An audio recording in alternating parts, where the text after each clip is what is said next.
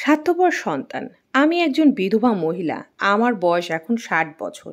আমি স্কুল শিক্ষিকা ছিলাম। আমার একটাই মাত্র ছেলে, যার বয়স এখন ৩৬ বছর। ওর নাম আশিক আদনান দ্বীপ। ও অস্ট্রেলিয়ায় থাকে। আমার হাজব্যান্ড যখন মারা যায় তখন আমার বয়স ৪০ বছর। আর আমার ছেলে আশিক আদনান দ্বীপ, যাকে আমি দ্বীপ বলে ডাকি, ওর বয়স তখন ১৬ বছর। ছেলেকে আমি একা একাই বড় করেছি, নিজে কষ্ট করেছি, কখনো ছেলেকে কোনো কিছুর অভাব বুঝতে দিইনি। সবসময় চেয়েছি ওর সব চাহিদা মেটাতে। ও কখনো যেন না ভাবে আমার বাবা থাকলে এই চাহিদাটা পূরণ হতো। বাবা নাই বলে এটা পাচ্ছি না। ছেলেকে দেশে সবচাইতে ভালো স্কুল, কলেজ ও বিশ্ববিদ্যালয়ে পড়িয়েছি। তারপর ছেলের উচ্চশিক্ষার সুযোগ পেয়ে চলে গেল অস্ট্রেলিয়ায়। সব খরচ একা হাতেই সামলিয়েছি, নিজের দিকে একদম খেয়াল করিনি। সবসময় দেখতে চেয়েছি আমার সন্তানের সফলতা। তার ভবিষ্যৎ উজ্জ্বল করাই ছিল আমার জীবনের লক্ষ্য। সবাই সফল মা বলেন, এই নিয়ে আমারও এক ধরনের চাপা গর্ব আছে। গত সপ্তাহে আমার এক পুরনো বান্ধবীর সাথে দেখা হলো। ওর নাম লিপি। ওর ছেলে আর আমার ছেলে দ্বীপের সাথে একই স্কুলে পড়তো। ওর ছেলের সাথে অবশ্য দ্বীপের খুব ভালো বন্ধুত্ব ছিল না। এর কারণ হয়তো আমি বা আমার ছেলে দ্বীপ। আমি সবসময় চাইতাম দ্বীপ শুধু ভালো স্টুডেন্ট যারা আর সব সময় লেখাপড়া নিয়ে কম্পিটিশন করে তাদের সাথে মিশবে। তাতে করে ওর ভিতরে লেখাপড়ার প্রতি আরও বেশি প্রতিযোগিতার মনোভাব থাকবে। সব সময় লিপি বলতো, দেখ, আমরা দুজন কত ভালো বন্ধু, আর আমার ছেলেরাও একই স্কুলে পড়ে। তারপরেও ওদের মধ্যে বন্ধুত্ব হলো না।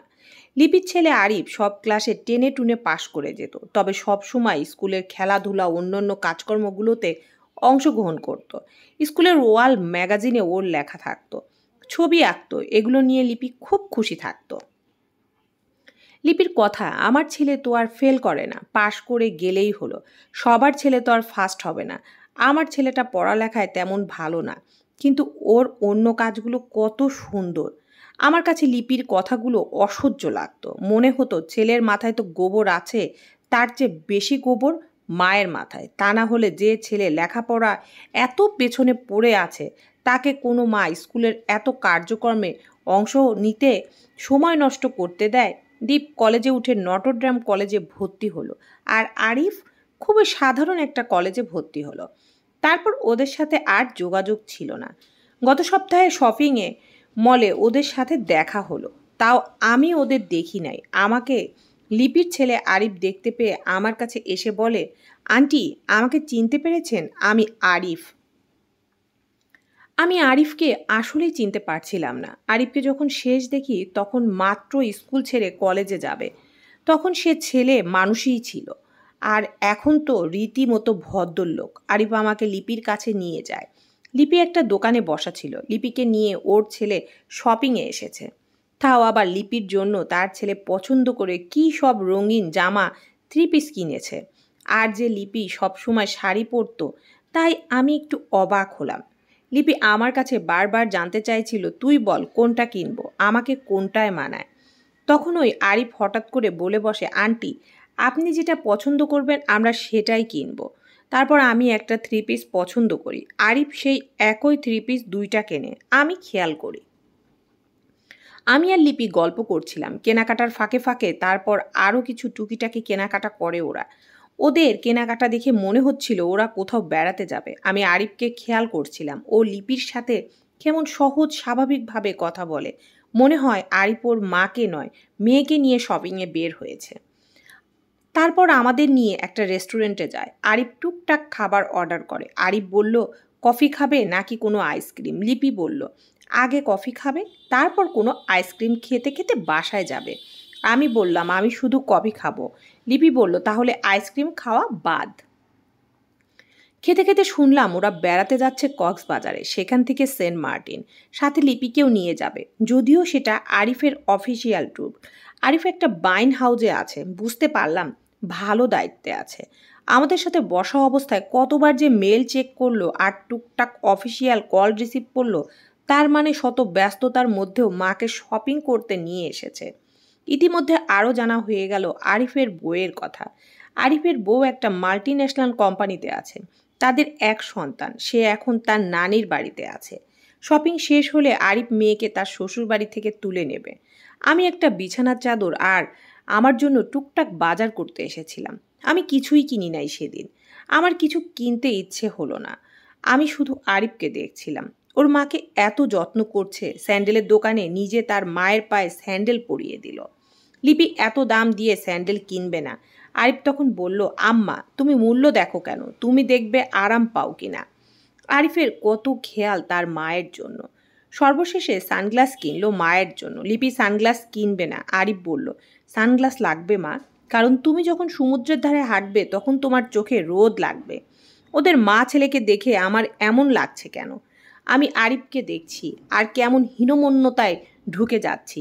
বারবার মনে হচ্ছে আমি হেরে গেছি, জীবনের কাছে আমি একজন ব্যর্থ মা, যে তার ছেলেকে সবচাইতে সফল আর বড় বানাতে গিয়ে এত বড় বানিয়ে ফেলেছে যে সেই ছেলের নাগাল আমি আর কখনোই পাবো না। এর মধ্যে কয়েকবার আরিফ দীপের কথা জানতে চেয়েছে।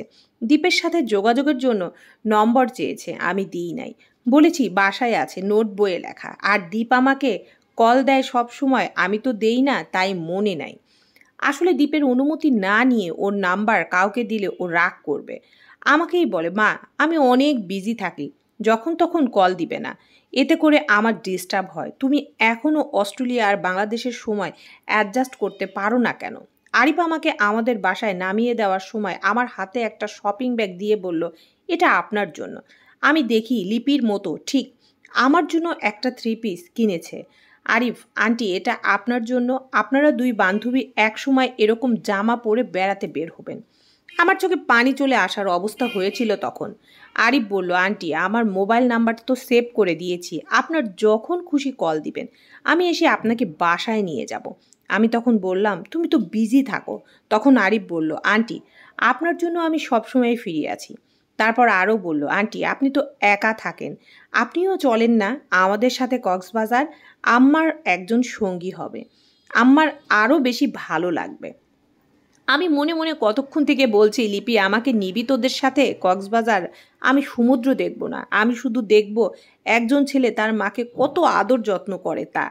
আমি আরিফকে বললাম, আরিফ আসলে ঠিক বলেছ, লিপির সাথে কতদিন পর দেখা, আমারও ভালো লাগবে তোমাদের সাথে বেড়াতে গেলে, কিন্তু দীপকে তো বলতে হবে। আমি আজ দীপের সাথে কথা বলে তোমাকে জানাবো। লিপি মনে হয় আমার কথায় অবাক হলো। আমি এত সহজে ওদের সাথে যেতে রাজি হব এটা লিপি ভাবতেও পারে নাই। আমি লিপির হাত জড়িয়ে ধরে বললাম, আমার অনেক ভালো লাগবে। তারপর ওরা চলে গেল। আমি আমার আলোহীন ঘরে ঢুকে আজ আরও বেশি অন্ধকার দেখতে পেলাম। গতকাল রাতের বেলা দীপের সাথে কথাগুলো ভাবতে লাগলাম। দীপের বিয়ে দীপ একা একা করলো, অস্ট্রেলিয়ায় নিজেই মেয়ে পছন্দ করলো। আর যেহেতু মেয়েরা অস্ট্রেলিয়ায় বহু বছর থেকে আছে, তাই বাংলাদেশে এসে বিয়ে করার প্রশ্নই আসে না। আমি টেলিফোনে ওদের আশীর্বাদ করলাম। তারপর দেশে আসবে বলে আসলো না। তখন দীপের বউয়ের পড়ালেখা শেষ হয় নাই, এর মধ্যে আসা যাবে না। তার পরের বছর বৌমা প্রেগনেন্ট হলো, তাই সে আসতে পারলো না। তারপর বাচ্চা ছোট, এদেশের আবহাওয়ার সাথে মানাতে পারবে না, এজন্য আবার আসা হলো না। এবছর আমাকে অস্ট্রেলিয়ায় যাওয়ার জন্য সব কাগজপত্র ঠিক করার কথা। গতকাল কল দিয়ে বলল এবার ছুটিতে ওদের সবাইকে নিয়ে দীপের শ্বশুর শাশুড়ি সহ আমেরিকায় যাবে দীপ। আমাকে কল দিয়ে বলল, মা আমরা সবাই চেষ্টা করব আগামী বছর দেশে আসার, তুমি মন খারাপ করো না। কল দিয়ে বলল, মা আমরা সবাই চেষ্টা করব আগামী বছর দেশে আসার, তুমি মন খারাপ করো না। না, আমি মন খারাপ করিনি। আমি আজ আরিফকে দেখে বুঝতে পেরেছি শুধু ভালো ছাত্র আর সব সময় ভালো ছেলেরাই সেরা সন্তান হয় না। একজন সন্তানকে মানুষ করার ক্ষেত্রে আমি শুধু আমার ছেলেকে সেরাটা দিয়েছি, আর তাকে শিখিয়েছি ফার্স্ট হতে হবে পরীক্ষার খাতায় আর চাকরির বাজারে। সেরা মানুষ হতে হবে এটা আমি কখনোই শেখাই নাই। আমি ওকে কখনো শেখাই নাই তোমার বন্ধুবান্ধবদের সহযোগিতা করবে। আমি শিখিয়েছি শুধু প্রতিযোগিতা, ওর কিসে ভালো হবে ওকে শিখিয়েছি, কিন্তু সবাইকে নিয়ে ভাবাটা শিখাতে পারি নাই। আমি সবসময় দীপকে ভালো জিনিস কিনে দিয়েছি, ওর চাহিদা পূরণ করেছি, কিন্তু আমি কখনো আমার কোনো চাহিদা আছে বা থাকতে পারে তা ওকে দেখতে দেই নাই। আমি দীপকে কল করে দেব না কক্সবাজার যাওয়া নিয়ে, এটা আরিফকে বলার জন্যই বলা। আজ লিপিদের সাথে দেখা হওয়ায় ভালোই হলো। এখন থেকে আমি আমার ভালো লাগা মন্দ লাগা নিয়ে ভাববো, ছেলেকে নিয়ে ভাবানা শেষ। ছেলেকে তার ভালো থাকার জন্য সব করে দিয়েছি। ছেলের আর আমার কাছ থেকে পাওয়ার কিছুই নাই। ছেলেকে আমাকে আর তার কাছে অস্ট্রেলিয়ায় বেড়াতে নিয়ে যাবে বলে গত 2 বছর থেকে আমার চলার টাকার থেকে একটু একটু করে যথেষ্ট টাকা জমিয়েছি। ওদের জন্য কত কিছু কিনবো তাই। এবার থেকে আমি আমার জীবনের ছোট্ট ছোট্ট চাওয়া পাওয়াগুলো পূরণ করব। বাঁচবো আর কটা দিন। খুব শখ ছিল হিমালয় দেখব আর মিশরের পিরামিড দেখব। একা একা তো আর এগুলো দেখা যাবে না। তার চাইতে এবার লিপির সাথে কক্সবাজার ঘুরে আসি, তারপর একটু নিজেকে নিয়ে ভাববো। সমাপ্ত।